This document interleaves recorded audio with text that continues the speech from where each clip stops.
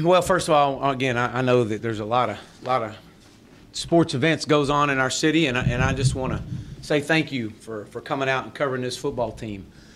This is a good football team. There's no doubt about that. We're getting better every week, and I just want to thank y'all for coming out and covering these young men that are selling out for everything they got to turn this program around, and I'm very proud of them. It was great to see all the families around walking the boulevard today, and it was family weekend out, and to see all the moms and dads and coming out to see their kids, and they're in college, and I had a chance to meet quite a few of them as I walked the boulevard and see them on the hill, and brothers and sisters sliding down the hill. That's a neat feel. Especially on family weekend, and we didn't disappoint. We gave them a good football game. Again, I hate to just stand in front of you again, but we had another tragic accident with one of our former players, Blake Carlisle. Was part of our Stang Gang 16 class. I don't want to forget him and his family, as they're going through a tough loss right now with Blake and a terrible accident. I talked to his mother last night for a long time, and so our heart goes out to them. These young men in there were very close to Blake, and it's been a very tough few days on our football team. Want to also commend Coach Anderson and his football team. I thought that they were extremely well prepared. I knew they were going to be a really good football team coming in here. I knew offensively they had all kinds of talent. Had a lot of guys returning from last year's team, but the program that he's established, and they're very well coached. They're going to win a lot of games this year, but my hat's off to him and how he does things. Our honorary captain tonight was Clark Hunt. It's always great to have some of our former SMU greats back, and but I was glad to see all that. This is and I shared just a little bit about this football team that we're coaching right now. But man, this is, I've said it, but this is the bridge. You know, this football team's a bridge. These last 33 months are the bridge that connects the past to the future, and I knew it was a process, and I knew coming in that it was going to be very tough. But we're not done yet by no means. But our message to our players: if we're not the bridge, then who's going to be the bridge? It's going to connect the past with the future for this program, and it's right now. So just. We talked to our guys about respecting our past and having our honorary captains out and talking about where SMU has been and where it's heading, playing in the present. It's very important these young men understand that I've said this to y'all before, but be present, not perfect. That means just live in the moment, enjoy this moment together, and what we're building here, and to represent this future. So one day, one play at a time, one game at a time, one season at a time. And just so happened the Arkansas State season is 1-0, and I'm very proud of these young men. It took everything. It took a lot of guys that got hurt and had to come back in, got hurt again, and went out, came back in. I thought that a lot of resilience from Eric Sutton. I thought they picked on him early, just a sophomore, and. But he never gave up. He never flinched, and that says a lot about Eric and who we are as a team. We responded every day. This has been a tough week on these young men.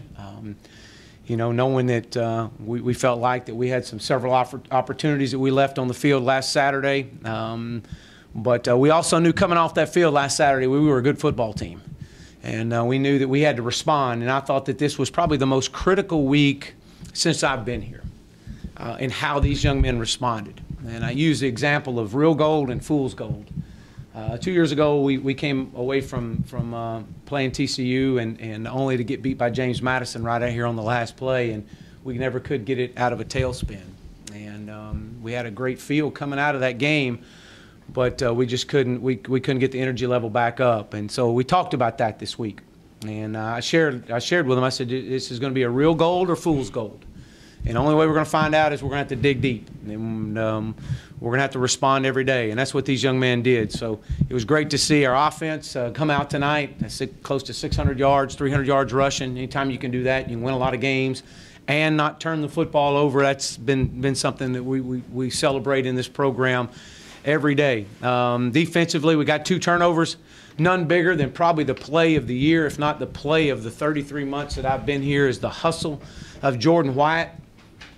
And when misaligned and they slip a back out of the backfield, and you know, it would have been so easy for someone just to let up just a little bit, but not Jordan Wyatt. And he fought, and he tripped him up just enough so Kyron Mitchell, which was hustling, could recover a fumble in the end zone. To me, I thought that was probably the play that we've gotten since I've been here that says so much about where our culture is in our program.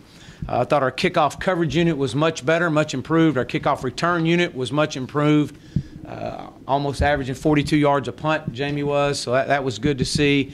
We missed some kicks. We missed some field goal, missed some extra points, and that can't happen. Not to get to where we want to get, that'll get you beat. And those are things we got to work on. But I thought we kicked the ball well outside of that. We give them 24 hours. The season's going to start tomorrow. Mentality for us. And we'll be on to next week. It's all about the UConn season, and 0-0 in conference play. And I asked these guys to do 3 things for me. I asked them to focus this week, to fight this week, and to finish empty. And I think we saw that today. So I'm extremely proud of these young men and the lessons that we're able to teach them, not just about football, or not solely just about football, but about life and how to get back up when you get hit. And this is a special locker room. With a special group of guys. They believe in each other. They love each other. And I've said it, and I've said it over and over, is we're better than we've ever been, but we're not nearly as good as we're going to be. And I'm really proud of these guys. So with that, I'll open up for questions. It's the first time in a couple of years you've had over 300 yards rushing and 4 touchdowns on the ground. Was this a game where you felt you could take advantage of the run, or was that a matter of taking what you saw in the defense early on? Well, I actually studied these guys. We divide them up, and our staff is divided up among the teams that we play during the summer. And we dedicate an entire summer study. And I felt like that this ball game right here was a pivotal ball game in this program moving forward. So this was my team to study. So I knew I'd watched every game of them over the last few years, and I knew that we had our hands full. And I knew that they had some really good things. They're very well coached, and I thought that they do a great job of adapting and adjusting. And so we felt like coming in we could run the ball, but we didn't know how they were going to play Cortland. And it showed to be that they were going to try to play cover 2 to him, put 2 on him. And with that, they were going to move their front around and do some different things up front to cover up a deficiency. When you run cover 2, running the football is kind of what you want to do. And so it was a chess match. And every now and then you could see they would single up on Cortland, and we would try to take a shot. And I almost had a big one on there, but we felt like, though, for us to be successful, that we were going to have to weather the storms, and we were going to have to run the football. And Coach Traylor does a great job with those backs. And the great thing that we have, and looking at our stats, I think we had close to 2 100-yard rushers, but they were fresh. And anytime you can rotate fresh backs in, especially late in the game, it says it makes you so explosive. And it was great to see Xavier Jones have the breakout game. Braden West continues to just be just as solid, and then Kamen Freeman is just a punishing runner. And so, again, there's a great combination right there, guys. So I felt like that running the football was going to be vital to us being able to move it, especially if you're going to play cover 2 behind it.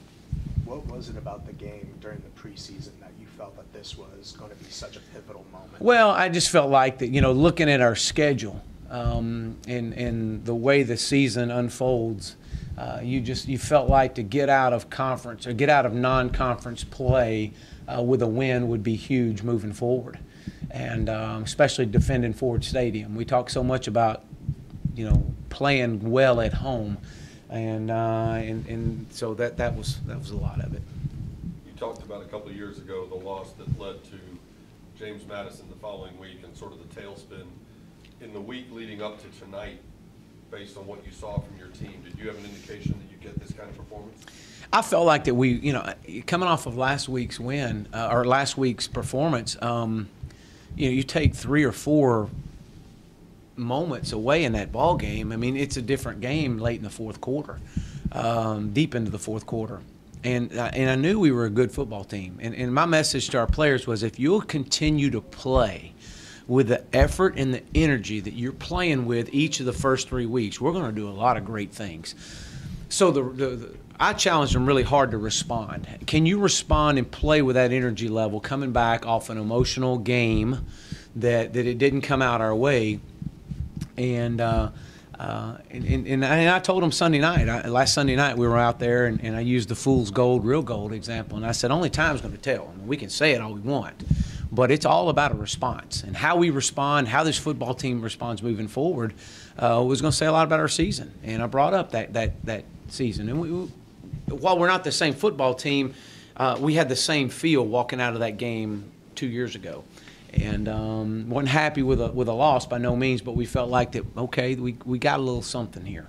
And but it was all going to be the response that these young men had. So I was pleased with the way these guys responded. I mean, these guys, but it's been that way all week now.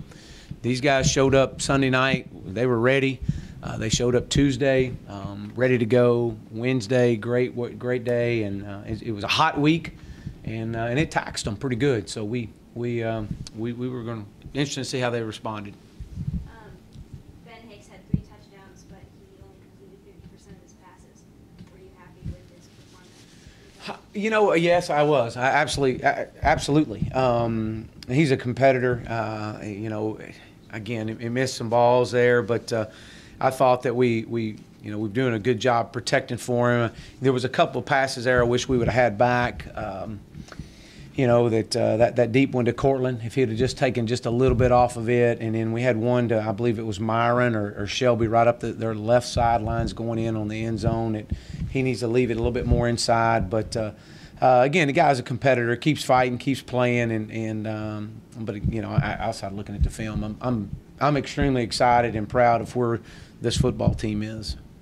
We can always get better, though. There's no doubt, and we will.